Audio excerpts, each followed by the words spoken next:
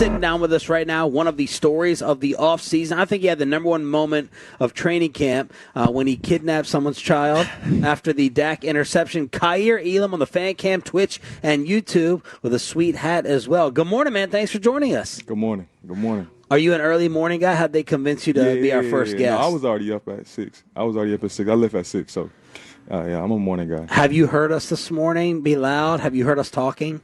Nah. Okay, that's good. That's been a 15-year problem here. They got the music playing in and whoever is controlling that, slow jams. That's my stuff. Oldies, right there. What were they just playing, Bobby? They were playing Benny King, Stand By Me. Oldie but goodie, yeah. Yeah, it's good stuff. Do you like oldies? Okay. You want to start with the good news or the bad news with our co-host? All right, so good news? Yeah, no, bad news. Oh, bad news. Bad news. Oh, eat my vegetables first. You're saying that's a bad thing. Okay, all right. So you're not a vegetable guy. No, sure, some vegetables. Some not. All right. The bad news is you are sitting next to someone who despises your university in the SEC. That's right. Tennessee Volunteer Tennessee RJ guy. Choppy. Okay. I'm not sure. I don't think we. I think we did beat you once in your time there. Maybe. The Gators No. I ain't never lose to Tennessee. Not when I was there. The Gators on your hatred SEC scale, where and why? When I was there in the 90s, they were number one. They were number one. That was like the rivalry, right? Because they were the best. Well, it was us and that. We the only two teams that won the SEC when I was there was Florida, Tennessee. It was Florida. Understand. It was Florida. Who were your coaches and quarterbacks there? Dan Mullen, same as Dak. He had him at Mississippi State, but Dan Mullen was my head coach for 3 years. And quarterbacks? Quarterback was we had Felipe Franks. He got hurt, and then Kyle Trask took over. He played amazing. He got drafted in the second round. And then my last year were Emory Jones and Anthony Richardson. Those were my last year. Yeah. And Anthony was... He was the backup. He didn't play. Okay. He had low packages. Could you tell he was a freak in practice? Yeah. So when I was a freshman playing in a bowl game for practice, he was still in high school. He had just early enrolled, and nobody knew who he was. And he went to practice one day as a scout team quarterback and just ran over a few people. Yeah. He had a cannon for an arm. It was we found out real fast who that was. Who's the bigger physical freak, Anthony Richardson or Joe Milton? Ooh. See, they both great in their own ways, you know what I mean? Obviously, they're all developing into they're going to be stars when they get the opportunity again. But, I feel like they both great in their own ways, to be honest with you. What a great political answer. Yeah. Now the good news, your car in your IG profile. Yeah. Choppy's a Fast and Furious fan, so I asked him to look up that. What type of car is that? That's a Lamborghini. Ooh. Yeah. That's not my car, though. Is that yours? No. You can't post someone else's car. No. That's a hell of a way to spend like $750 million there, man. Whose car is it? I don't know who car that is. That's just something that... That's your dream car. That's what you're aspiring for. You can say that. I love the car, but, that's not my car. It's it's such a deeper meaning behind that one. Yeah. So I'm curious. What is the deeper meaning? We're gonna see. Okay. Okay. All right. But you're a sports car guy over big SUV, truck, whatever. Yeah. I have a truck and I have a sports car. I have two cars, but I'm not into speeding. When I was younger, I got obviously, you want to see what the car can do and all that, but you're going to get there when you get there. Yeah, you went to Florida, even if I'm running late, I'm going to get there when I get there. That's right. Yeah, so, it's too many incidents. And then Florida, where I'm from, they just passed a super speeding law. You can't go over 100 more than once, or you go, I'm not, it's no point in speeding no more, so. I love the sound of it, though. But. Do you rev under a bridge? Nah. I don't mature, man. I don't mature. Kaiir Elam joining us here on 105 through the Fan. You got traded here this offseason, and it was really interesting. We talked about it at the time. Right afterwards, Brandon Beane, I think it was, had spoken to the media, and he had been like, man, nobody works harder than Kaiir. We're really, this is really just, we think he just kind of needs a change of scenery, and then that he's going to be able to flourish. Did you feel similarly leaving Buffalo? Did you feel like, hey, really all I need is a reset, and I'm going to find my footing and get where I want to be?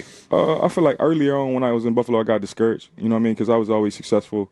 My hard work always paved the way for me, and just sacrifices just always paved the way for me to be successful, right? So going into Buffalo, like I had the same expectations. So like I not earning a starting job, like it was tough pill to swallow my first my first year or two, but then my third year, like I feel like I did everything the right way, like performed the right way leading up to earn the starting job or whatever. Still didn't get it, whatever. So just trying to stay ready, but also like being inactive for so long, it was kind of like I'm starting to grow, like believing in myself and like just saying screw it, like I'm still him, like I still can play this game. It's just I just need like some different eyes looking at me, you know what I mean? So I continue to put my head down and work, you know what I mean? So God got the rest.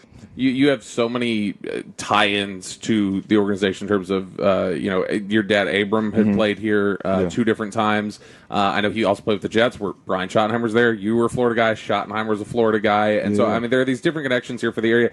Was there a sense of familiarity coming into this situation, even though it was new? Was it like, this is kind of the best of both worlds? It's comfort, but it's also a little bit of a reset? Not familiar. What was that word again? Familiarity? No, I wouldn't say that. It was still, everything was still new, but I was excited, for the opportunity. Like I said, I've never met Coach Schottenheimer until I got here. I've never, met like majority of the guys. Maybe when I was maybe like a baby, probably. But no, I never had a relationship with those guys. So it's just a blessing to be able to meet them and start to build this relationship so we can go win. That's it. What were some of your like earliest, most special NFL memories and moments traveling around with your dad? Was there a player you were just dying to meet? Was there a memory that kind of first pops in, whether it be Cowboys or other? Yeah, I remember being here in Dallas. I was a kid, man. That was 2000. My dad's first stint here was like 2006 to 2007 season, so I was probably like 5. So I remember being, in Arlington. Was that for the new stadium? I'm not sure if that was a new stadium. That was old. I remember being at the stadium previously. I remember taking a picture in Roy Williams' locker, the receiver here. So I remember a few things, but not like too detailed. Yeah. Which heat is worse between Texas and Florida? It's 2 different ones because Florida, that humidity is bad. Yeah. Man. As soon as you step outside, you start to feel like musky and sweaty, and then here it's just like you just like baked from the inside out, like a cookie or something, like in the oven. So I mean, they both sneak up on you, but I mean, I think the Texas heat sneaks on you worse though, because you just baking though, but. Yeah, it's like I compare. It's like a sauna and like a steam room. Like Florida's a steam room. Here's a sauna. They still bad, but I think Texas sneak up on you more. It is an oven. All right, now while we're out here, this weather or the Buffalo training camp weather? Oh, this one for sure. This one for sure. Yeah, this one's what. Yeah. Are the Buffalo wings that good? Yeah. What's different about them? I'm not gonna lie. I swear to you, I didn't believe in that when I first got. I was like, bro, there's no way wings could be better, in Buffalo. Like I just thought it was a myth because like, how can they be better? Like, you know what I mean? They're chicken wings. Yeah, they're hot sauce. I mean, everybody gets from the same mass producer of chicken. So like, how could the wings be that much better? Like they use a different sauce or something. But then I tried it, and I'm not gonna lie, they have the best wings I've ever had. Is it the meat or the sauce or both? I couldn't even tell you. They are the best wings I've ever had in my life. Buffalo is all right, legit. So Buffalo wings in Buffalo. Yeah. Or barbecue in Texas. What is the better food delicacy? I can't eat the same thing all the time, so I crave different things. So it just depends on what you're craving at the time, to be honest with you. Man, you're a good politician. He don't want to insult that Texas barbecue. Hey, man, I just he learned from his dad. Just telling the truth. Just telling the truth. Kaiir Elam right here on the Fan. Have you had yourself a brisket sando yet? Yeah. Hutchins barbecues, amazing. You should try hurtado. You gotta tell me where to go. You gotta tell me where. I've been to Hutchins a few times. It's really good. Kaiir Elam joining us here on the Fan. So one of the things you talked about when you got here was you had made a reference to the culture here and how just strong you feel like it is, and that's been a big point from Brian Schottenheimer since he got here. Facts. I guess just talk about what feels different here, and what kind of role and importance do you think culture plays on field success? I mean, here, it's style over scheme. And that's something that's preached from the top down. You know, Coach Schottenheimer and Coach Eberflus, you know what I mean? They just from the top down, like, we can call anything, you know what I mean? As long as we playing to our standard, you know, we can line up and compete with anybody. Coach effort first. You always got to be full speed to the ball, you know what I mean? No matter what, you know what I mean? Guys, like, hypothetically, a guy could bust a play, sprint to the ball, go punch it out, and then he's a success. You know what I mean? It went from the no to a yes. So, you know, stuff like that. So, you know, we coach effort first, and you know, guys are always flying around, running to the ball, being physical. Like, we coach that first. So, you know, that's what I'm trying to stay consistent with every day, along with technique. You know what I mean? So, it's been a blessing, man. It's just been. Just continually just trying to stay a consistent dog for the team. That's all I'm trying to do. Everyone is thrilled and excited over having George Pickens here now. Give our fans and listeners a little idea of what it's like lining up against him with his skill set and game. Yeah. George and CeeDee are two different receivers. They are two different receivers, you know what I mean? But I think CeeDee being along with George is going to help each other out because you can't double both of them. You know what I mean? You're going to have to line up and you're going to have to, you know, man on man. So I feel like George is like, he's going to be, God willing, he has all the tools to be a great player, like a great, not saying he's not already, but even better than what he's shown in the past, just because, you know, that's going to give him opportunities. And they're two different receivers, and I feel like he has all the tools to be like very successful. When did you decide that you were going to pick up the young fan and celebrate with him? At what moment of practice did you eye that out As soon as I seen him, like, as soon as I caught the pick, I turned. I said, "Oh yeah, it's his time." So as soon as you saw him after catching the pick, I swear to God, as soon as everybody's like, "Was that planned?" I was like, "Nah, that was not planned, man. That was just." We locked eyes, and I said, "Oh yeah." Because you seem like a reserve guy right now, then boom, that's like the whole team, you know, the Simba references. Yeah. I thought that was the best moment of camp so far, showing like the unification of everyone too. You know, along with like Overshown running down the sideline after Malik's pick. Yeah. So that was a cool thing. Yeah, for sure. Yeah. Hey, Overshown looked healthy, right? He looked healthy, He right? said that was about 70%, and he still looked healthy. He's my favorite. He's my favorite personality so far on the team. No offense to you, but it's just energy.